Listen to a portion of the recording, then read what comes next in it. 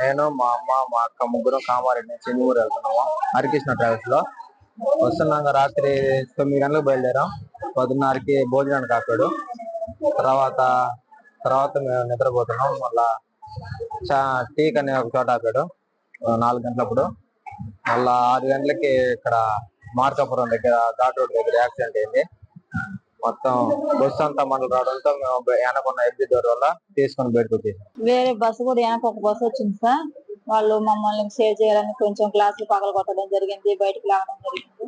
ఇంకా కొంత ఎక్కువ అయ్యేసరికి ఎవరు దూరం వెళ్ళిపోయారు, లోపల ఉండే వాళ్ళు మాత్రం అరుస్తూ అనిపించింది. మేమైతే సుమారు ఒక 10-15 నిమిషాలు మా పాపను తీసుకొని దూరం వెళ్ళిపోయినాము. అమ్మాయికి కండిషన్ బాగాలేదని ఇంకా అక్కడ అన్ని వదిలేసి ఒకరికొకరు సహాయం చేసుకునే స్థితిలో ఉండిపోయినాం అన్నమాట.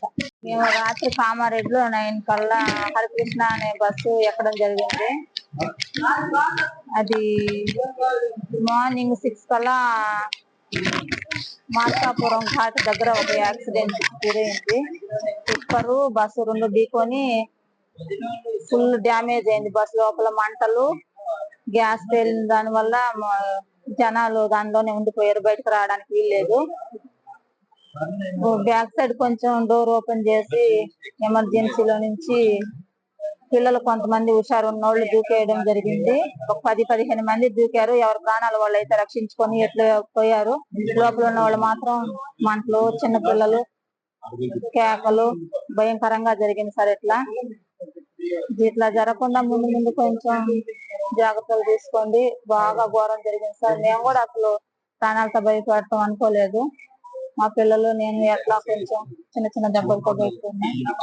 ఒక చోట ఆగింది సార్, అది ఎర్రగుంటలో ఎక్కడో మాకు తెలీదు. మేము పడుకుని ఉన్నాం కదా, టీకో ఏమో ఆపినట్టు మార్నింగ్ అయింది అనుకున్నాం. అది ఏదో కొంచెం స్టీరింగ్ పనిచేయలేదని చెప్పుకుంటున్నారు. నా పేరు అంబటి మాలకొండయ్య, మాది పెదారికట్ల. రాత్రి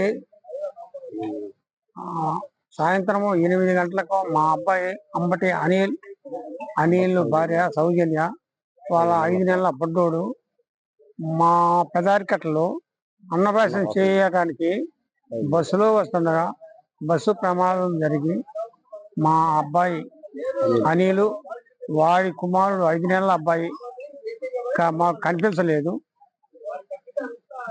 అమ్మాయి సౌజన్యకు కొంచెం బాగా దెబ్బలు వెళ్ళి ఇబ్బంది ఏమి కాదు. మా అబ్బాయి కనపడలేదని మేము బాధపడుతున్నాం.